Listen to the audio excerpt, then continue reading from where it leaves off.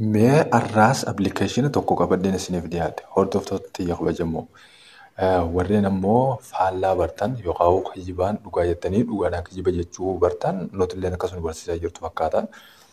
Appilikeeshina nuti gallaqabnu hundinuu ni dalaga walii ol walii gataa dalagu malee amma kunis ni dalaga kunis ni dalaga garuu akkamitti dalaga hayyuu yoo isin dhibee gaafachuu irra dandeessan inni kun illee dura moobaayilii irratti dalaga amma zin irratti ni dalaga itti ilaalu.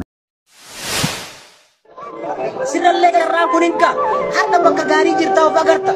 TikTok nu dhufte, Facebook nu dhufte, challenge jette, geemii taphataa oolte osoo lammiin kee ay keessatti dhiiga tufee boo. Osoo uummanni kee ay keessatti dhiiga haaq jedhee tuf.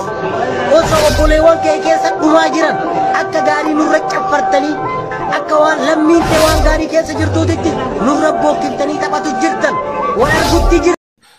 Assalamu alaikum warahmatullahi wabarakatuh. Ashama harka fuunee hordoftoonni xiyya kabajamoo hundi keessanuu jirtanii jirramtis galata rabbii irra geenye.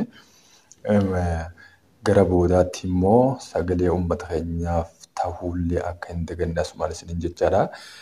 Appilikeeshinii tokkoon isin garsiisame appilikeeshiniin har'a isin garsiisu keessaa asuma kun hundinuu dalagu kanaan isin garsiisa moobaayiluma irratti.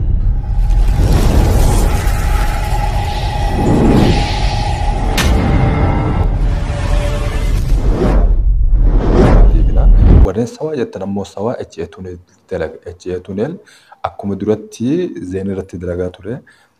Wanna keessa gaseentanii telegiraama keessaa firii istiisi hayyuu jira waan ta'eef achirra yooniif dhaawwattan tola isinii dalaga. Mee anammaa kanaan isin garsiisa. Inni kun akkamitti dalaga kan jiru bifa kanaan dalagaa jiraachuu ni argitan. Amma isaan naaf dalaga. Isaan naaf dalagu kan ammoo isin bakka kana dhayxanii bakka kanaa asirratti alaabaa tana qofarra kaayachuu. Wanni isin fe'isu alaabaa tana qofaa jijjiirachuu malee waan biraa takka illee isin fe'isu. Erga alaabaa tana jijjiirtanii inni immoo akkamitti dalaga kajuu dalagaa jiraachuu kun ni argatan jeetii yaada waan biraa takka illee jilaan qabu. Akkamiin dalaga kajuu kun waan nama dhibneef settiin keessaa muraasa hin jiru waan ta'eef. YouTube seenne haalaallu. Appilikeeshinni kun hidaleessiisa moo hin daleessisu kan jiru. YouTube seennee viidiyoo tokko irratti dhoofnee haalaallu. Viidiyoon nuti irratti dhoofnu kana haa ta'u. Viidiyoo kana akka kallattii yeroo duraatiif daleessisetti ni argitanii.